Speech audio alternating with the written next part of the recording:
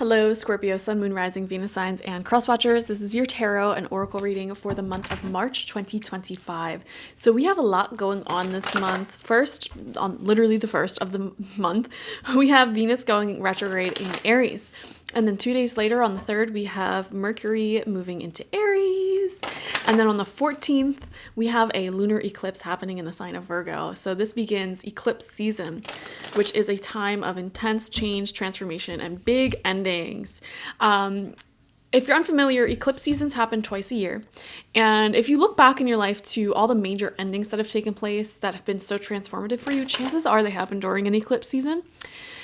So that begins on the 14th with the lunar eclipse in Virgo and ends on the 29th with the Aries solar eclipse. However, these energies of intensity will be felt before and after those dates, probably 2 weeks, give or take. So next weekend, I will be posting eclipse season readings for each zodiac sign. Make sure you're subscribed and have the notifications on in order to see that. And we'll see how it'll affect your sign specifically. But other than that, we also have Mercury going retrograde in Aries as well. Aries season beginning. And then on the 30th, Neptune is moving into the sign of Aries. So, and that's a particular transit that Neptune moves very slowly. So this will change the collective for sure. And specifically, Neptune rules over our relationship with the unknown and the unseen, the divine, our third eye, all of that stuff. So your moral code and beliefs may actually be changing in March. So see the ways in which your perspective on the world and how things should be done is shifting and changing. Okay, there's a lot I can talk about with that globally, but I'm not going to go too deep into it, Scorpio. But yeah, so there's lots and lots and lots going on. Let's dive into your month specifically. You have guilt with the sacral chakra. Okay, why are you feeling guilty? It feels like you have been, especially with all of these Aries energies, all of these planets in Aries, this month and recently, you may have been making choices that are for your own good, making choices that are for you, specifically just focusing on your own success story. And I am wondering if you're feeling a little guilty about that because perhaps you haven't been overgiving or totally focusing on the relationships around you or the other people around you. You may have felt pulled to just pour into yourself and grow yourself. And you may be working through some guilt around that, especially if you're somebody who grew up in an environment where you were taught to put other people before yourself constantly. That may be something that you're working through, which is really interesting because, doing these collective readings for the month, I feel like this is a big, big lesson in the collective. A lot of people are unlearning these habits of people pleasing and putting themselves last and all of that. And it feels like a lot of people are beginning to practice learning how to receive, learning how to put themselves first, especially light workers, empaths, highly sensitive people who really minimized themselves in order to prioritize the collective. I feel like there's a major collective healing taking place with these light workers, these beautiful, connected individuals. And you are one of them, these awakened individuals who have a history of sort of not setting strong boundaries and just letting their own peace get ruined. You may be navigating a lot of that at this time and learning how to put yourself first. Don't feel guilty about that. And in the month of March, you may be moving through any feelings of guilt.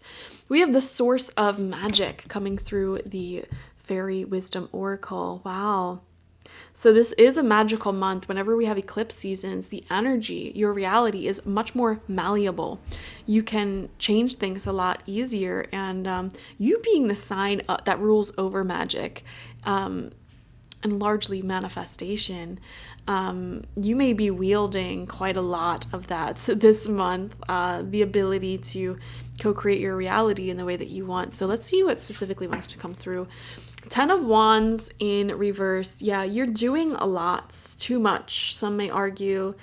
And so it is important for you to be selfish this month. And I feel like if you keep doing everything for everyone around you and resisting this message of just caring for yourself, and pouring into yourself and, getting through this.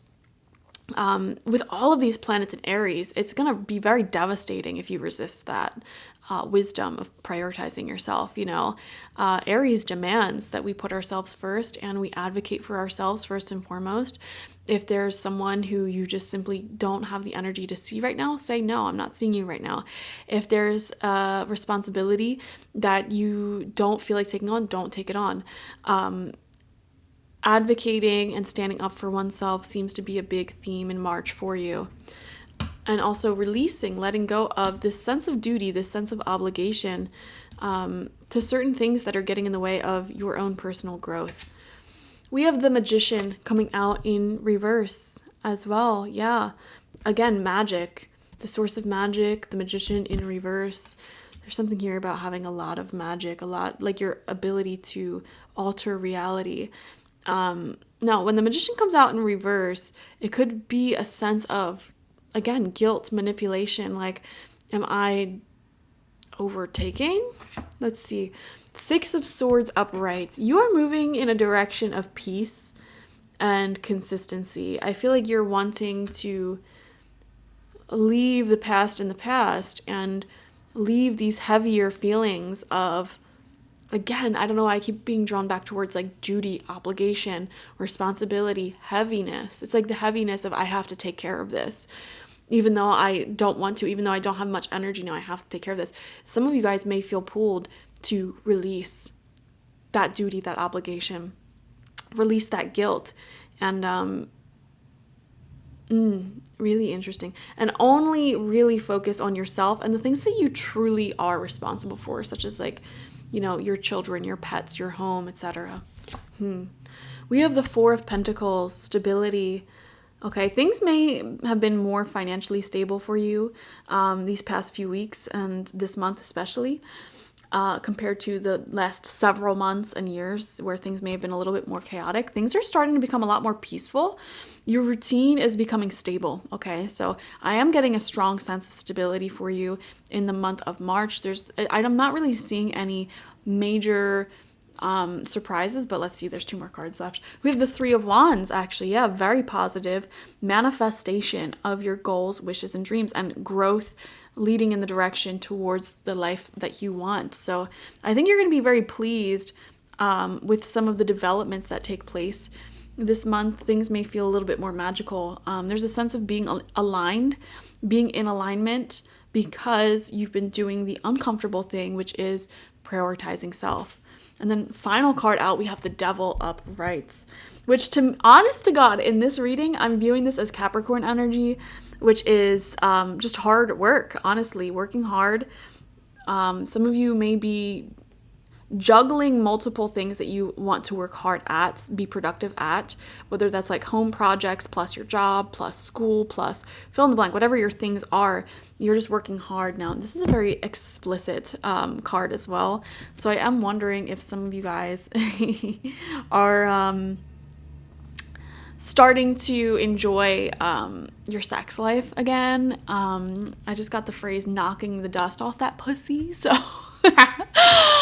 or whatever you got working, Some of you guys, if that has been a dead area of your life, I don't know, there might be a revival this month, you never know. That's such a funny message. But yeah, that's fun, that's exciting. Actually, I am picking up on quite a sensual, sexual vibe from some of you, to be honest. And if you're not into that, that's fine. This message doesn't have to be for you. But it's funny because that's ruled by Scorpio energy. And also you have these magic cards here, the source of magic, which is divinely linked to sexuality, fertility, creation. That's all very much the same vibration, cut from the same cloth here. And, you may be expressing that more. And it makes sense because you have the sacral chakra here, which is the chakra of creation, spontaneity, doing what feels right, and being very in the moment intuitively. The sacral chakra, sexuality, or even artistic expression. It doesn't come from the mind. It doesn't come from logical thinking. It comes from this feels right. It comes from kind of being selfish, like this feels good to me, so I'm going to keep doing it. And it's actually from you doing that and immersing yourself in something that feels good for you and you alone, that ironically you end up putting yourself into these positions and in this energy that feels amazing for other people anyways. Does that make sense? Or you end up creating something that is amazing for other people anyways. So it's kind of, that wisdom of like just doing what feels good, what feels right for you right now. That you may have been very much trained to not think in that way, especially if any of you have religious trauma. Like, oh no, don't do what pleases you. Don't do what feels good to you. Don't express yourself visually with your looks. Don't, express your sexuality in any way, shape, or form. There could be some unlearning there and allowing yourself to really step into this. That's why that's represented by the Devil card, because, these major religions shame that form of self-expression and that sacral chakra sort of energies. They're like, oh, that's the devil. So sometimes the devil actually isn't a bad card, because this is just all of the fun things that are heavily shamed by overly religious people. And you may be dabbling into those things this month, which is beautiful and fun and exciting. And it's coming out right next to the Three of Wands, which is a very expressive, expansive card that feels fulfilling, like goals fulfilled. And it's coming out underneath the Six of Swords, which actually shows healthiness and moving to calmer shores, calmer waters. Okay, some of you guys, side note, may also be planning a trip or going on some day trips this month as well. Just side note there.